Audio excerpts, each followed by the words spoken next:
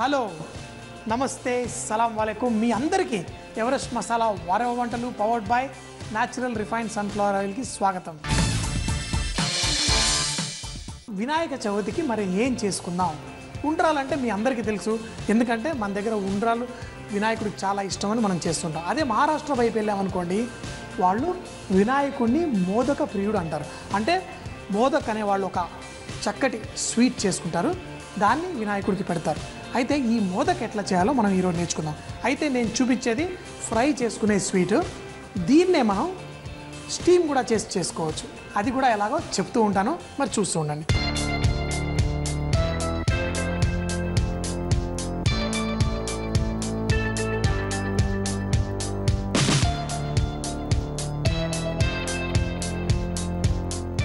మొట్టమొదటిగా మనం దీనికోసం ఒక గిన్నెలో కొంచెం నెయ్యి తీసుకుందాం. కొంచెం నెయ్యి వేడెక్కిన తర్వాత ఇందులో గసగసాలు, అలాగే జీడిపప్పు, ఈ రెండింటిని లైట్గా ఫ్రై చేసుకుందాం.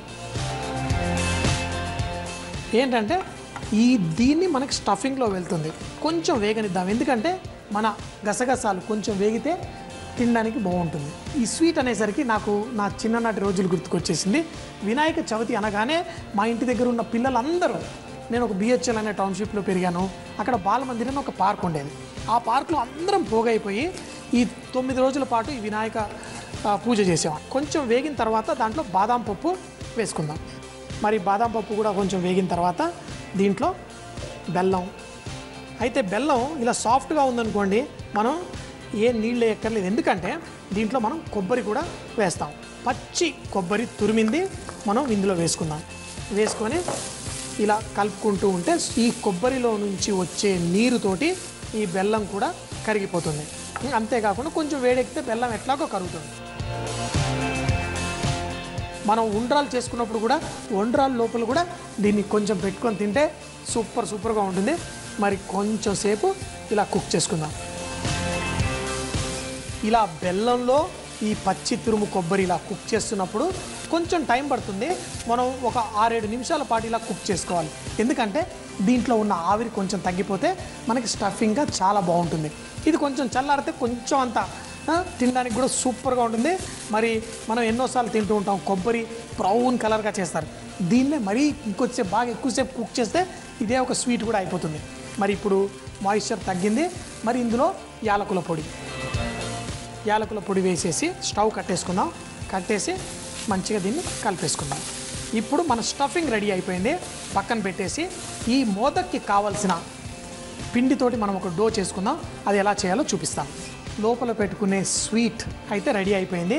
మరి దీనికి పిండి చేసుకోవడం కోసం 1 కప్పు మైదా పిండి, ఒక సగం కప్పు గోధుమ పిండి, అలాగే పావు కంటే కొంచెం తక్కువ మనం రవ్వ. ఎందుకంటే ఫ్రై చేసుకున్నప్పుడు చక్కగా మనకి బయట క్రిస్పీగా చక్కగా రావడం కోసం మంచిగా కలిపేసుకొని దీంట్లో మనం నెయ్యి వేసుకుందాం.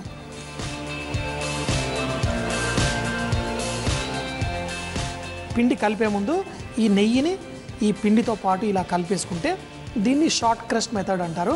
ఏం లేదు, మనం చేసుకునే స్వీట్ మంచిగా కరకరలాడుతూ వస్తుంది. అంతేకాకుండా మన పిండి కూడా చక్కగా సాఫ్ట్గా ఉంటుంది, మనం చక్కగా రోల్ చేసుకోవడానికి ఈజీగా ఉంటుంది.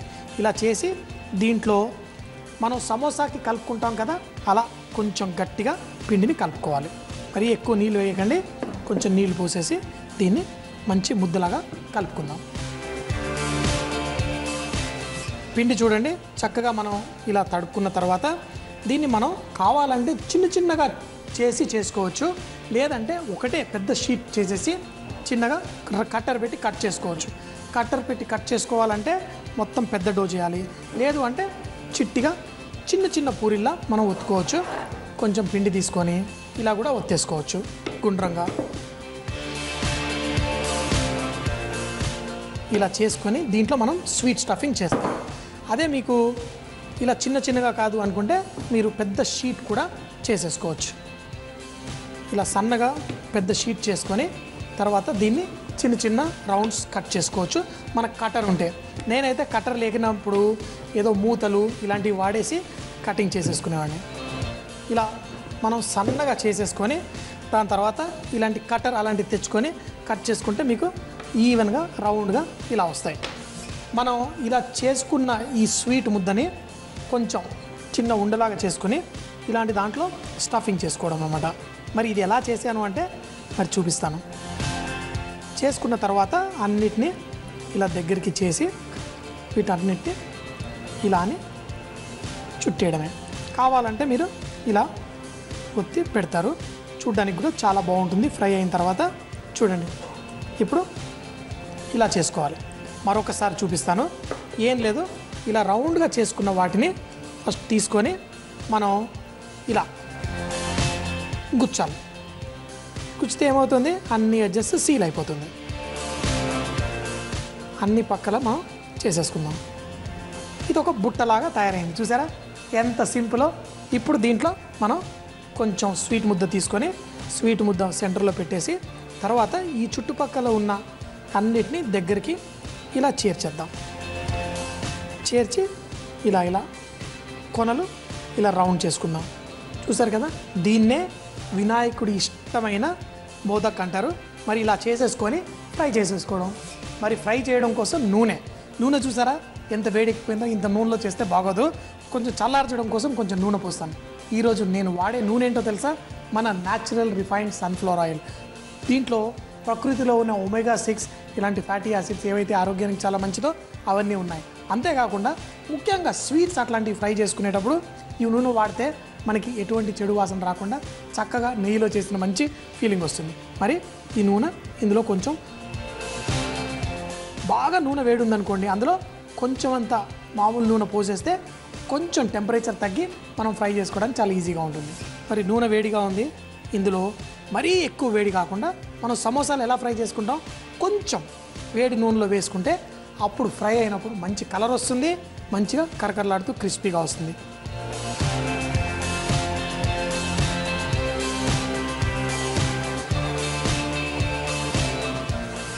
వేసిన తర్వాత కలుపుతూ ఫ్రై చేసుకుందాం. మరి ఎక్కువ కలపాల్సిన అవసరం లేదు. చక్కగా ఫ్రై అయిన తర్వాత వీటిని తింటే చాలా బాగుంటుంది. దీన్నే మోదక్ అంటారు, చెప్పాను కదా. అయితే దీన్ని స్టీమ్ ఎలా చేస్తారంటే మనం ఇలా మైదా పిండి ఇలా కాకుండా బియ్య పిండితోటి చేసుకొని దాని లోపల ఇదే స్వీట్ కొంచెం స్టఫ్ చేసుకొని దాన్ని మనం స్టీమర్లో కనుక పెట్టుకుంటే చాలా బాగుంటాయి. స్టీమ్ గుండ్రంగా అలా కూడా సర్వ్ చేసుకోవచ్చు. లేదు ఇలా ఫ్రై చేసుకుంటే ఏంటంటే కరకరలాడుతూ ఇంకా బాగుంటాయి. అంటే ఇవి మంచిగా స్నాక్ లాగా అనమాట, స్వీట్ స్నాక్స్ లాగా తినొచ్చు. మరి చేసి పెట్టుకొని కూడా అప్పటికప్పుడు ఎవరికన్నా వచ్చిన వాళ్ళకి సర్వ్ చేయొచ్చు. కానీ ఎప్పుడైనా గుర్తుపెట్టుకోండి, వినాయకుడి పండక్కి చేసేటప్పుడు మాత్రం ఫస్ట్ వినాయకుడికి పెట్టి తర్వాత మనం తిందాం. చక్కగా ఫ్రై అయిపోయినాయి చూడండి, చక్కగా ఉల్లిపాయల్లా ఎంత భలేగా ఉన్నాయో. వీటిని తీసేసి పక్కన పెట్టేసుకుందాం. అందరికీ పంచాలి కాబట్టి ఇంకా చేసి మరి ఈ పండక్కి అందరికీ పంచుతాం. చూశారు కదా, మన మోదక్ చూడ్డానికి ఉల్లిపాయల్లా భలే మెరిసిపోతున్నాయి.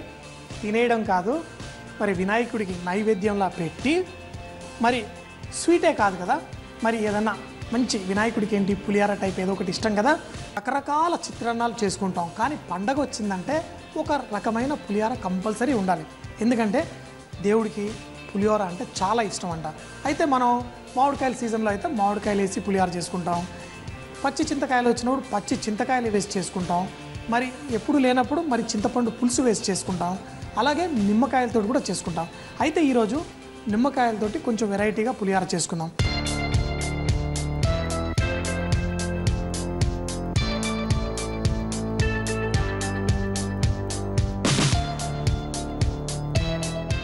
దీనికి ముందుగా మనం నూనె తీసుకుందాం.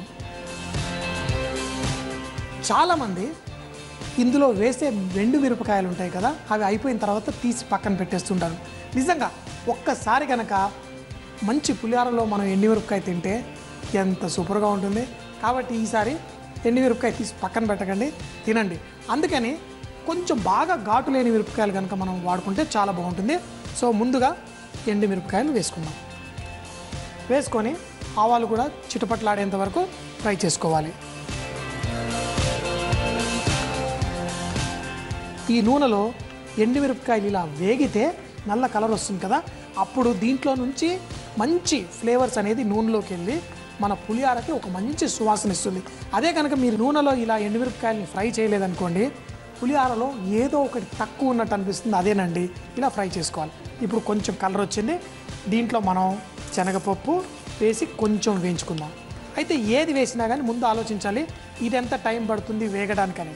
శనగపప్పు అయితే కొంచెం టైం పడుతుంది, దాంట్లో తర్వాత మినప్పప్పు. ఎన్ని రకాల పప్పులు వేసుకుంటే అంత సూపర్గా ఉంటుంది. చాలామంది పల్లీలు వేసుకుంటారు, కానీ నిమ్మకాయ పులిహోరలో అయితే నేనైతే జీడిపప్పు వేసుకోవడానికి చాలా ఇష్టపడతాను. అది కూడా పెద్ద పెద్దగా ఇలా ముక్కలు ఉన్నాయనుకోండి, చక్కగా మెరుస్తూ కనిపిస్తాయి, తింటే భలే సూపర్గా ఉంటుంది.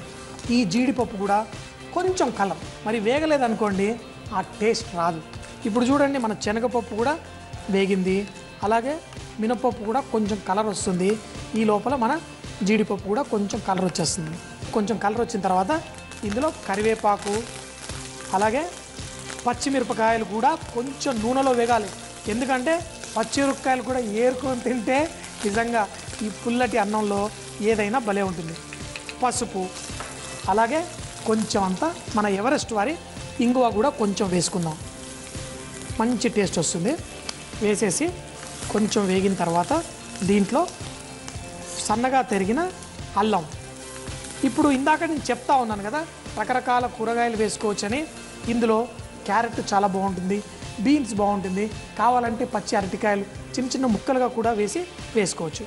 కొంచెం క్యారెట్ ముక్కలు, అలాగే కొంచెం బీన్స్ ముక్కలు.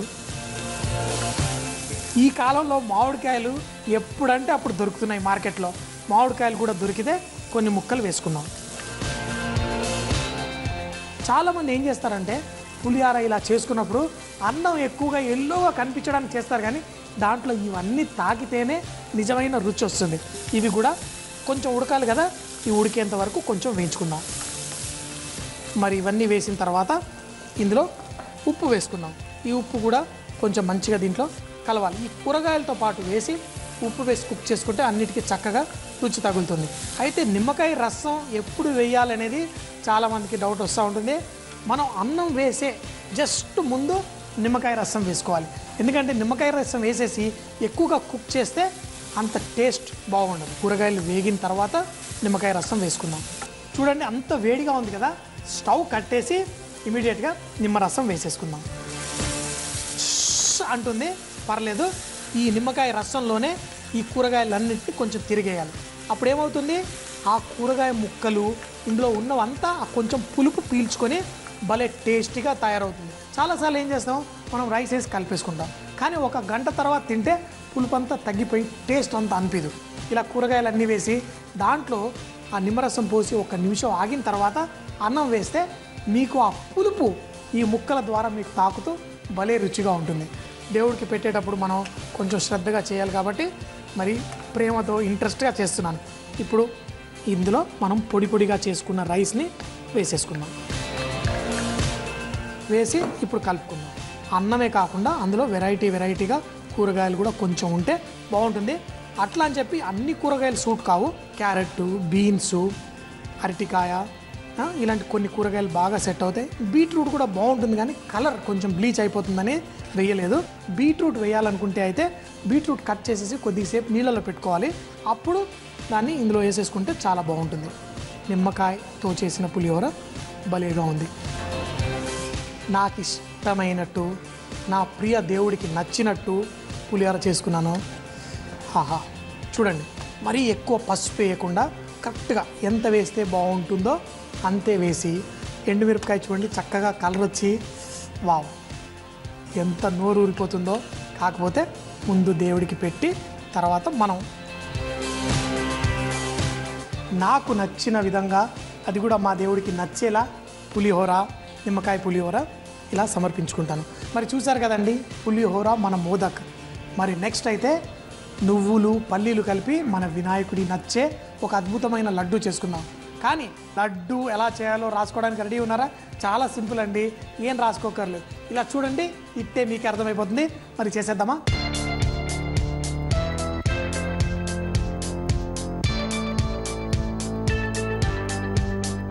మనం ఇప్పుడు చేసే లడ్డు అయితే నువ్వులు పల్లీలతో చేసుకున్నాం. మరి ఈ రెసిపీ పంపించిన వారు మన హైదరాబాద్కి చెందిన వారే. పేరు మాత్రం భలే గమ్మత్తుగా ఉంది, పండు అంట. థ్యాంక్స్ పండు గారు, మంచి రెసిపీ పంపించారు మీరు. మరి ముందుగా పల్లీలు తీసుకొని స్లో మంటలో మంచిగా వేయించుకుందాం. అంటే ఎందుకు వేయించుతున్నామంటే దీనిపైన పొట్టు తీసేయాలి. ఇంకొకటి, ఇది మనం పొడి చేసుకునేటప్పుడు మంచిగా పొడి అవ్వాలంటే ముందుగా ఒక పెనంలో పల్లీలు పెట్టి ఎక్కువ మంట పెట్టకుండా స్లోగా మనం కుక్ చేసుకోవాలి. చూసుకున్నప్పుడు కొంచెం స్లోగా కాలిన తర్వాత ఈ పల్లీలు లైట్గా పగిలినట్టు అవుతాయి. అప్పుడు ఈ పల్లీలు తీసుకొని మనం చేతితోటి ఇలా ఇలా అనేస్తే దానిపైన పొట్టంతా వచ్చేస్తుంది, తెల్లగా పల్లీలు వచ్చేస్తాయి. మరి ఆ పల్లీలు తీసి మనం మిక్సీలో వేసుకొని కొంచెం బరకగా పొడి చేసి పెట్టుకోవాలి. చక్కగా పొట్టు తీసేసిన తర్వాత ఇవన్నీ మనం ఒక మిక్సీలో వేసి కొంచెం బరకగా పొడి చేసుకుందాం. ఇది పొడి చేసుకునేటప్పుడు ఇందులో నువ్వులు కూడా వేసి నువ్వులు తీసుకొని స్లోగా వీటిని కూడా అలాగే వేయించుకుందాం. కొంచెం కలర్ రావాలి, మంచి సువాసన వస్తుంది, అప్పుడే భలేగా ఉంటుంది. నువ్వులు కూడా వేగిపోయినాయి. పల్లీలు చూడండి మంచిగా బరకగా చేసుకున్నాను. ఇలా పొడి చేసుకున్న తర్వాత ఈ నువ్వుల్ని కూడా మనం ఒక ప్లేట్లో తీసుకొని కొంచెం చల్లారిన తర్వాత పొడి చేసుకోవాలి.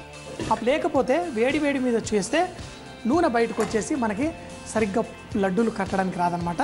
అందుకని కొంచెం ఒక ప్లేట్లో తీసుకొని కొంచెం చల్లారిన తర్వాత మిక్సీలో వేసి మరి పొడి చేసి పెట్టుకుందాం.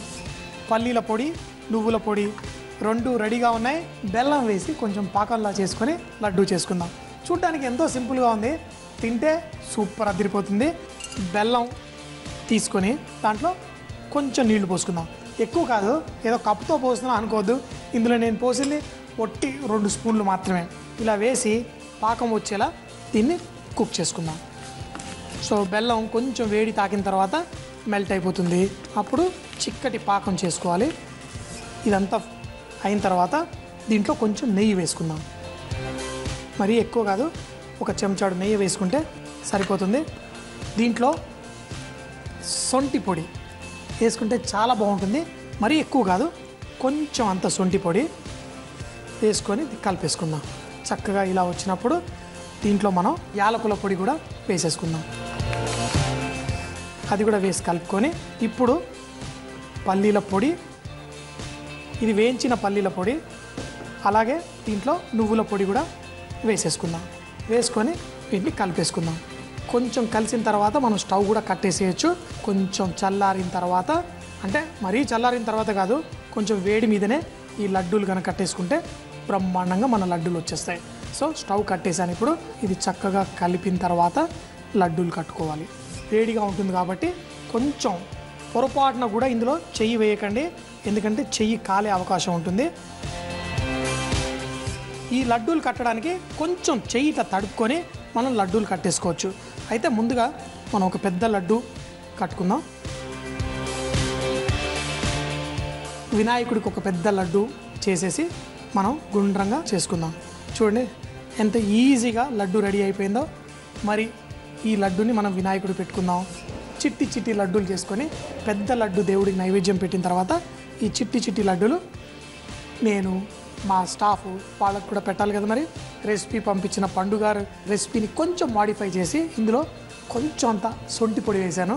కానీ ఎలా చేసుకున్నా భలే సూపర్గా ఉంటాయి. ఇవి లడ్డు రెడీ అయిపోయింది. చిట్టి లడ్డూలు మా అందరి కోసం, పెద్ద లడ్డు మన దేవుడి కోసం. సో ఇది కూడా మరి సమర్పించేసుకుందాం.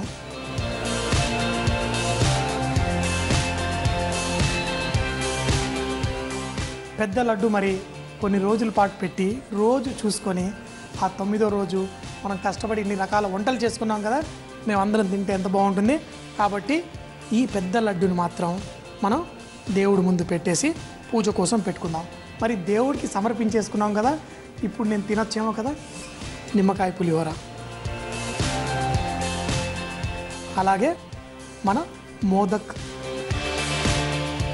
అలాగే మన నువ్వులు పల్లీలు లడ్డు, దేవుడి ప్రసాదాన్ని కళ్ళకద్దుకొని మరి ముందుగా మోదక్ స్వీటు తిని చూద్దాం. అద్భుతంగా ఎంత సూపర్ ఉందంటే అంత సూపర్. మరి పులిహోర కూడా ఎలా ఉందో చూద్దాం.